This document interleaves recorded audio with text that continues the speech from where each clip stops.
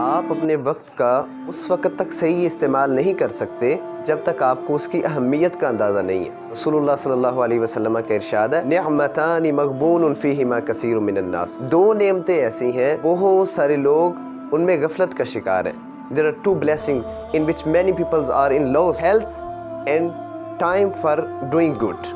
علامہ ابن القیم رحمہ اللہ تعالیٰ فرماتے ہیں، اذا اراد اللہ تعالیٰ بالعبد خیرا اعانہ بالوقت، اللہ تعالیٰ جب کسی بندے کے ساتھ خیر کا ارادہ کرتے ہیں تو اس کے وقت کے ساتھ مدد فرماتے ہیں۔ اذا اراد بالعبد شرا، جب اللہ تعالیٰ کسی بندے کے ساتھ شر کا ارادہ کرتے ہیں تو اللہ تعالیٰ جعل وقتہ علیہ، اس کا وقت اس کے خلاف کر دیتے ہیں۔ گویا کہ سب سے پہلے ہمیں اپنے وقت کی اہمیت کو سمجھنا چاہیے کہ یہ جو میرا وقت ہے یہ میرے لیے کتنا اہم ہے۔ انما العیش مرۃ واحدہ والانفاس لا تعود، وہ سانس جو آپ نے لے لیا ہے اب دوبارہ وہ آپ کی زندگی میں لوٹ کر نہیں آ سکتا۔ سوال یہ پیدا ہوتا ہے کہ ہم اپنے وقت کو کس طرح صحیح استعمال میں لا سکتے ہیں۔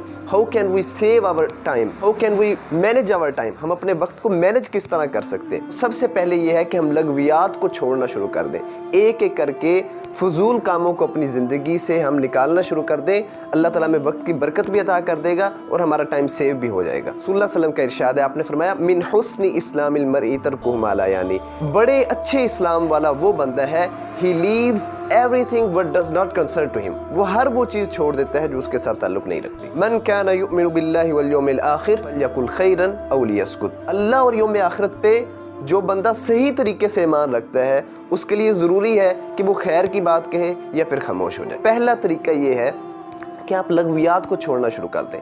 ہم لغویات کو کس طرح چھوڑ سکتے ہیں کہ لغویات کو چھوڑنے کا پہلا اور بہترین فارمولہ یہ ہے کہ ہر کام کرنے سے پہلے آپ یہ سوچیں کہ میں یہ کام کیوں کر رہا ہوں، for what I am doing this, میں یہ کام کیوں کر رہا ہوں، لماذا افعل ھذا، میں یہ کیوں کر رہا ہوں۔ تو آپ یہ سوچنا شروع کر دیں، موبائل چلا رہا ہوں تو کیوں چلا رہا ہوں، میں کتاب پڑھ رہا ہوں تو کیوں پڑھ رہا ہوں۔ حتیٰ کہ اسلام یہ کہتا ہے کہ اگر آپ نماز بھی پڑھ رہے ہیں تو پتہ ہو کیوں پڑھنی، انما الاعمال بالنیات، اعمال کا دار و مدار نیت پہ ہے۔ گویا کہ آپ کو ہر کام کرنے سے پہلے پتہ ہو کہ آپ نے یہ کام کیوں کرنا ہے اور کیسے کرنا ہے۔ دوسرا طریقہ لغویات سے محفوظ رہنے کا، ہمیں اپنا گول دہراتا رہنا چاہیے۔ Revise your goal in your mind, ایک مرتبہ بھول گئے دوسری مرتبہ، اللہ فرماتے ہیں فذکر فإن الذکریٰ تنفع المؤمنین، تذکیر، بار بار اپنے آپ کو بتائیں میں کیا کرنا چاہتا ہوں، میں کہاں پہنچنا چاہتا ہوں، میں بننا کیا چاہتا ہوں، میں کھڑا کہاں ہوں، کہ میں نے اس مختصر زندگی میں لوگوں کو کیا دے کے جانا، میں نے کون سا سرمایہ ہے جو چھوڑ کر جانا۔ اذا مات الانسان انقطع عنہ عملہ، رسول اللہ صلی اللہ علیہ وسلم فرماتے ہیں جب بندہ فوت ہو جاتا ہے سارے اعمال منقطع ہو جاتے ہیں۔ میں کون سا دینی اثاثہ چھوڑ کے جا رہا ہوں، کون سے میرے ایسے شاگرد ہیں